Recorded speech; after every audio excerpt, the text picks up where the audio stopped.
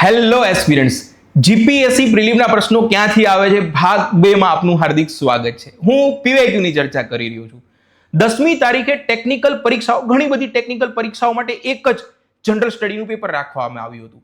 આજે આપણે એનું વિશ્લેષણ કરવાના છે, જોવાના છે કે ખરેખર થીમ રિપીટ થઈ છે કે નહીં. તો ટોટલ 100 સવાલ હતા જીએસના. 100 માંથી 13 સવાલ મેથ્સ એન્ડ રિઝનિંગના હતા અને 18 જેટલા સવાલો કરંટ અફેર્સના હતા. મતલબ કે 30 સવાલ આપણે હટાવી દઈએ તો સ્ટેટિક જે છે એના 70 સવાલ હતા. આ 70 સવાલોમાંથી 21 સવાલો જે છે એ રિપીટ થયેલી થીમમાંથી છે, જેને આજે આપણે સમજવાની કોશિશ કરવાના છે. સૌથી પહેલા એક સવાલ વાંચો. દુર્લભ પૃથ્વી તત્વો એટલે કે રેર અર્થ એલિમેન્ટ વિશે નીચેના વિધાનો ધ્યાનમાં લ્યો. જીપીએસસી આપણે ઓલરેડી કહી દીધું છે કે ભાઈ રેર અર્થ એલિમેન્ટ એટલે શું, અને એ જ થીમમાંથી સવાલ આપણી સ્ટેટમેન્ટ બનાવ્યા છે. એડવર્ટાઇઝ નંબર 27 માં જીપીએસસી આપણે પૂછી લીધું છે અને કંઈ પણ દીધું છે કે ભાઈ રેર અર્થ એલિમેન્ટ એટલે શું, રેર અર્થ એલિમેન્ટને રેર કેમ કહેવામાં આવે છે. તો એનો સાચો જવાબ છે કે એ યોગ્ય પ્રમાણમાં છે. મતલબ કે રેર ખરેખર એવું નથી, પૃથ્વીના ક્રસ્ટમાં નથી, પોપડામાં નથી, એવું નથી, છે બહુ મોટા પ્રમાણમાં છે, પરંતુ એને એક્સટ્રેક્ટ કરવા, એને કાઢવાનું જે કામ છે એ ખૂબ મુશ્કેલ છે, જેના કારણે આપણે એને રેર કહીએ છીએ. મતલબ કે પ્રકૃતિમાં છે ખરું, પરંતુ એને માનવ દ્વારા એને એક્સટ્રેક્ટ કરવા જે છે એ અઘરા છે. તો અત્યારે પાછો સવાલ પૂછી નાખ્યો અને પ્રશ્નનું તમે ત્રીજું સ્ટેટમેન્ટ વાંચો. ભારત પાસે દુર્લભ પૃથ્વી તત્વોનો કોઈ ભંડાર નથી. અરે આખા ક્રસ્ટમાં છે, પહેલા કહી દીધું છે, આખા પૃથ્વીના પોપડામાં છે, ભંડાર નથી. એ વાત તો સાવ ખોટી થઈ ગઈ. ત્રીજું સ્ટેટમેન્ટ હટાવી દો એટલે તમારો ડાયરેક્ટ તમારો જવાબ જે છે એ બની જાય, બીજું કંઈ વાંચવાનું બનતું પણ નથી. શું એક જ પ્રશ્નો રિપીટ થયેલા છે, એક જ થીમ રિપીટ થયેલી છે? ફરીવાર સવાલ વાંચો. ઈઝી સવાલ છે પણ તો છતાં પણ વાંચો.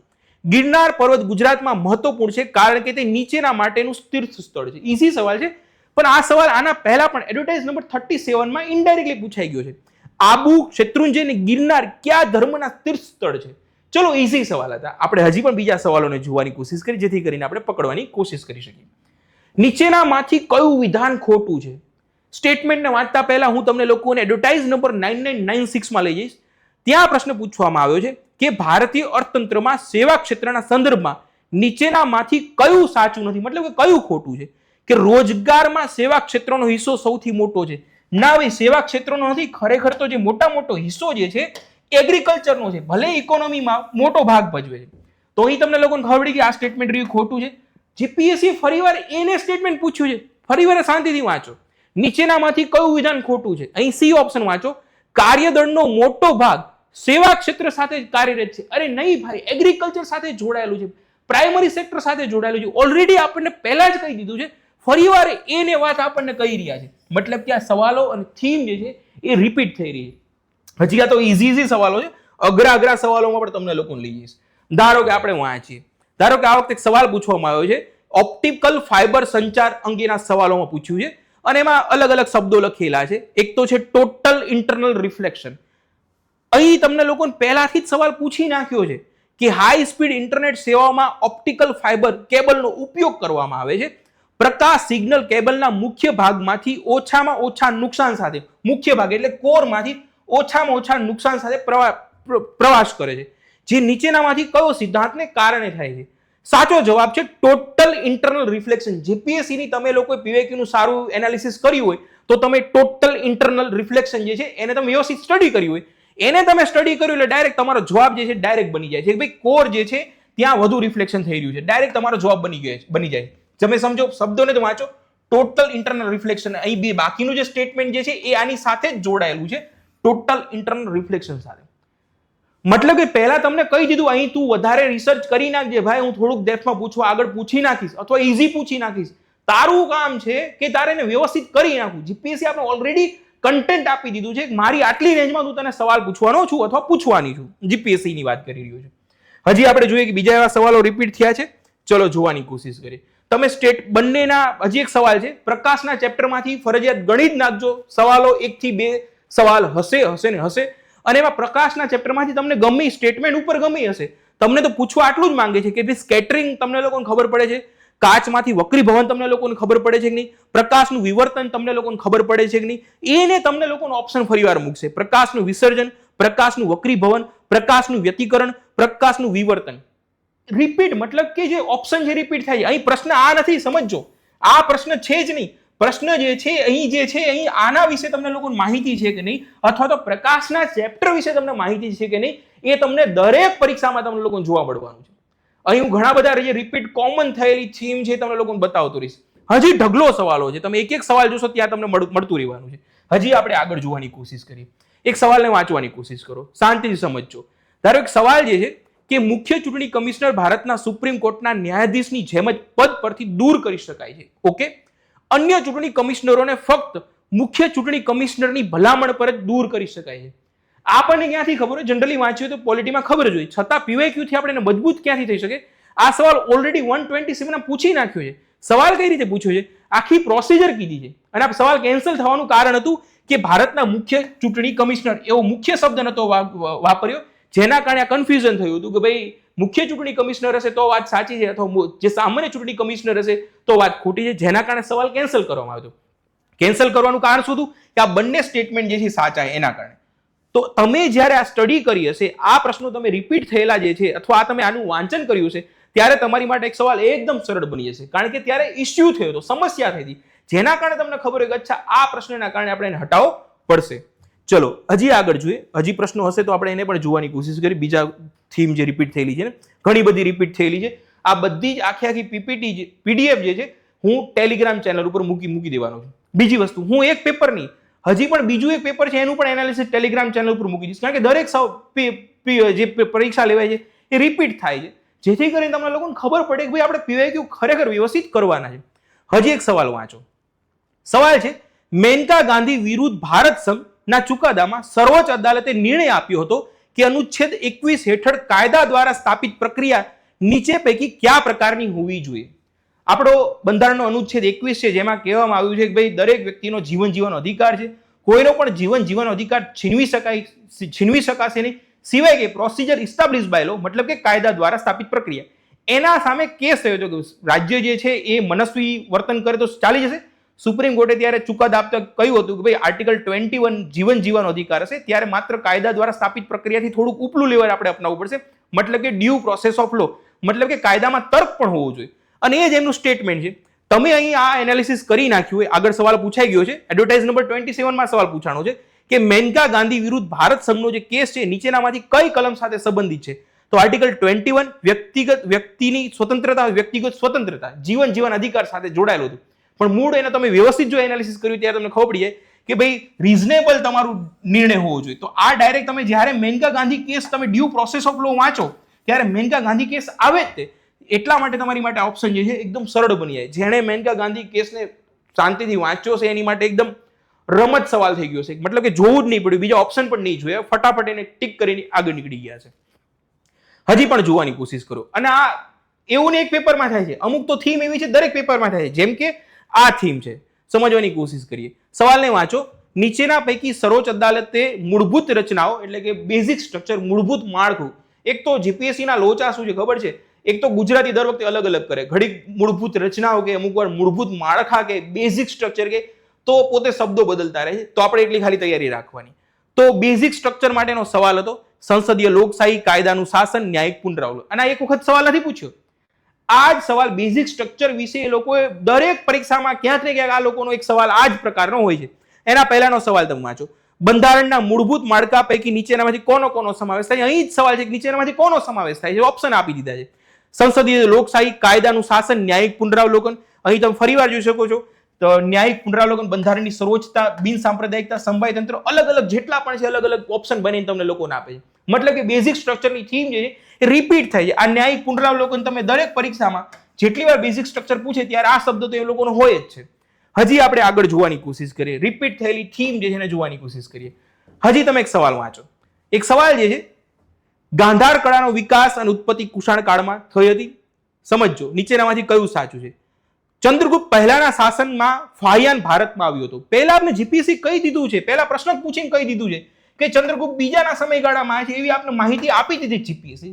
સમજો સવાલ ઈઝી છે, પરંતુ પરીક્ષામાં પ્રથમ અને જ્યારે બહુ સમય જ્યારે ઓછો હોય ત્યારે ચંદ્રગુપ્ત પ્રથમ અને બીજામાં કન્ફ્યુઝન થઈ જતું હોય છે. એ PYQ કરવાથી તમારી જે સિલી મિસ્ટેક જે છે એ PYQ કરવાથી હટી જશે. અહીંયા આપણે કહી દીધું છે ભાઈ ચંદ્રગુપ્ત બીજાના સમયગાળામાં આવ્યું છે. પહેલા આપણે કહી દીધું, મતલબ કે આ વાક્ય જે પહેલો જે છે મતલબ કે ખોટું છે. પરીક્ષામાં નાની નાની વસ્તુ પણ ધ્યાન રાખવાની છે, એ પણ તમે PYQ કરશો ત્યારે તમને ખબર પડશે. બીજું ગૌતમીપુત્ર સાતકર્ણી વિશે પણ જીપીએસસી ઓલરેડી સવાલ એડવર્ટાઇઝ નંબર 127 માં પૂછી દીધો છે. ત્યારે તમે એનાલિસિસ કર્યું ત્યારે તમને ખબર પડી કે ભાઈ સાતવાહન વંશનો ગૌતમી સાતકર્ણી ખૂબ પરાક્રમી રાજા હતો. એનાલિસિસ તમે વાંચ્યું ત્યારે એનો તમે સમાધાન જોયું ત્યારે તમને ખબર પડી, સમજૂતી જોઈ ત્યારે ખબર પડી કે નહીં પહેલો નથી. મતલબ કે તમારા બંને સ્ટેટમેન્ટ જે હટી જાય તમારી માટે ઇઝીલી તમારો આન્સર બની જાય. સવાલ જનરલી ઇઝી છે. આપણો તાત્પર્ય છે કે ભાઈ વાંચતી વખતે જે રિપીટ થયેલી થીમ છે ત્યાં આપણી થોડી પણ ભૂલ થવી જોઈએ નહીં. બીજી કઈ થીમ રિપીટ થઈ છે ફટાફટ જોવાની કોશિશ કરી. એક તો પૈસાવાળો સવાલ જે છે એ ફરીવાર પૂછાણો છે, મતલબ એ પણ થીમ રિપીટ થઈ છે. એડવર્ટાઇઝ નંબર 127 માં સવાલ પૂછાઈ ગયો હતો, તમે એને વાંચ્યો, એનાલિસિસ કરો, એને ઓપ્શન વાંચ્યા હોય તો પણ તમને જવાબ મળી જાય. રીટ વાળો સવાલ તો વારંવાર રિપીટ થાય છે. એડવર્ટાઇઝ નંબર 9996 માં તો રીટ શું છે એ તો તમને એક્ઝેક્ટ કહી દીધું છે ને, એ જ સવાલ, એ જ સ્ટેટમેન્ટ પૂછ્યું છે કે સર્વોચ્ચ અદાલતની રીટ જારી કરવાની સત્તા ઉચ્ચ અદાલતો કરતા ઓછી છે. આપણે પહેલાથી કહી દીધું છે કે ભાઈ આટલી વસ્તુ છે. તો અમુક વાર સ્ટેટમેન્ટ આવે અથવા તો એનું જે પ્રશ્ન પૂછ્યો છે ત્યાંથી જ એ લોકો ફરીવાર પ્રશ્ન કાઢી રહ્યા છે. પબ્લિક ઇન્ટરેસ્ટ લિટિગેશન જે છે ત્યાંથી પણ સવાલો વારંવાર રિપીટ થાય છે, એને પણ જોવાની કોશિશ કરજો. હજી તમને લોકોને જે યુનિક છે એને બતાવીશ તમને લોકોને. ધારો કે એક સવાલ છે, ભારતીય બંધારણ મુજબ સંસદ જે છે રાજ્ય યાદીમાંથી બનાવી શકે છે, એનામાંથી કાયદો બનાવી શકે છે નહીં. એ સવાલ કઈ રીતે પૂછ્યો છે? કેટલીક બાબતોમાં રાજ્યસભાને લોકસભા કરતા વિશેષ સત્તાઓ છે. કઈ વિશેષ સત્તાઓ છે? ઓલ ઇન્ડિયા સર્વિસની, રાજ્ય યાદીમાંથી કોઈ વિષય છે એમાંથી કાયદો બનાવવાની સત્તા કોની પાસે? લોકસભા પાસે નથી, એ રાજ્યસભા પાસે. ઓલરેડી તમે એનાલિસિસ કરી નાખ્યું. એડવર્ટાઇઝ નંબર 28 નો સવાલ છે, અહીં તમે કરી ગયા છો, તમારી માટે ઈઝી બની જશે સવાલ. હજી આ તો પોલિટીના સવાલો છે, ઘણા એવા સવાલો છે, ખાસ કરીને ઇકોનોમીના સવાલો છે તમારે લોકો વ્યવસ્થિત જોવા પડે. જેમ કે અત્યારે એક સવાલ પૂછાણો છે ખાનગીકરણમાં વ્યૂહાત્મક વેચાણ અને ઇનિશિયલ પબ્લિક ઓફર વિશે. એના પહેલા એડવર્ટાઇઝ નંબર 28 માં પૂછી નાખ્યું છે કે જાહેર ક્ષેત્ર સુધારણા નીતિ તરીકે ભારત સરકારે જાહેર ક્ષેત્રના એકમોનું ખાનગીકરણ કર્યું. તે માટે નીચેનામાંથી કઈ પદ્ધતિઓ અપનાવવામાં આવી છે? ઇનિશિયલ પબ્લિક ઓફરિંગ, વ્યૂહાત્મક વેચાણ પદ્ધતિ, વિદેશીઓનું વેચાણ અને સંચાલન કર્મચારી દ્વારા ખરીદી. સમજો, આ જ સવાલો તમને લોકોએ જીપીએસસી પહેલા કીધું ભાઈ તમને આટલી માહિતી છે, હવે તમને નથી ખબર તો જાણકારી લઈ લ્યો. અને ફરીવાર પછી દેશમાં પૂછી નાખ્યું કે ભાઈ ઇનિશિયલ પબ્લિક ઓફર એટલે શું, ખબર પડે જ તને? વ્યૂહાત્મક વેચાણ એટલે શું તમને લોકોને ખબર પડે છે? અને તમે જ પોતે એનાલિસિસ કરશો ત્યારે તમને પકડાશે કે ભાઈ આ સવાલો વારંવાર, આ જે શબ્દ છે વ્યૂહાત્મક વેચાણ એ વારંવાર આવી રહ્યા છે, ખાનગીકરણ વારંવાર આવી રહ્યા છે, ડિસઇન્વેસ્ટમેન્ટ વારંવાર આવી રહ્યા છે. મેં પાર્ટ 1 માં ઓલરેડી ચર્ચા કરી હતી. પરીક્ષા લેવાની એ પહેલા બધા જ શબ્દો મેં તમને લોકોને કીધા હતા. અહીંથી સવાલો આવી રહ્યા છે. હજી જોવાની કોશિશ કરીએ. આયોજન પંચ અને નીતિ આયોગ તો કરવાનું છે, રિપીટ થાય છે, સીધી વસ્તુ છે. એની સાથે યસ, અહીં એક સવાલ છે ડી ગ્લોબલાઇઝેશન. ડી ગ્લોબલાઇઝેશન તમને લોકોને ખબર પડી જાય, પહેલા સ્ટેટમેન્ટને વાંચો.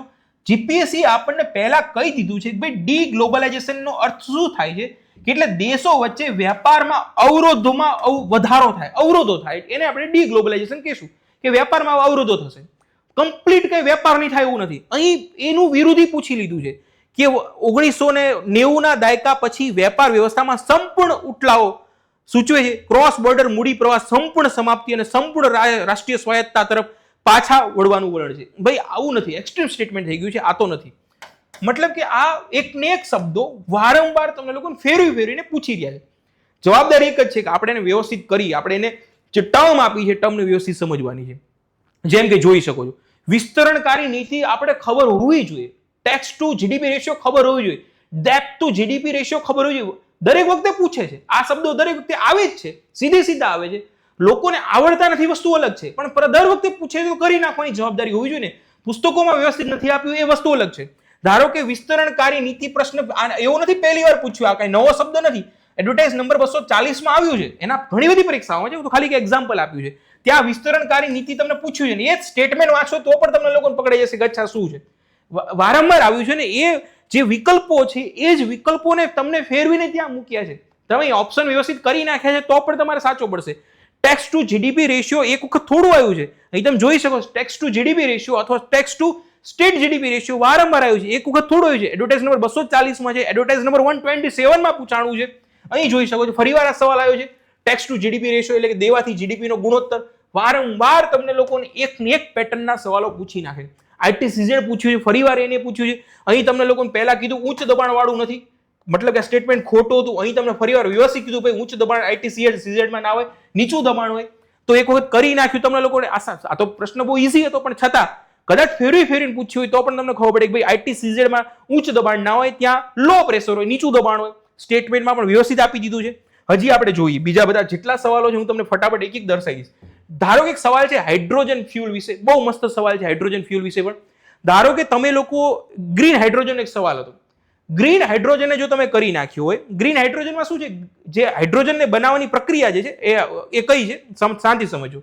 ધારો કે પાણી હોય એમાં વિદ્યુત ઉર્જા પસાર કરો, તો આ વિદ્યુત ઉર્જા હોય એ રિન્યુએબલ એનર્જીમાંથી મેળવી હોય અને એમાંથી જે હાઇડ્રોજન બને એને આપણે ગ્રીન હાઇડ્રોજન કહીશું સાદી ભાષામાં.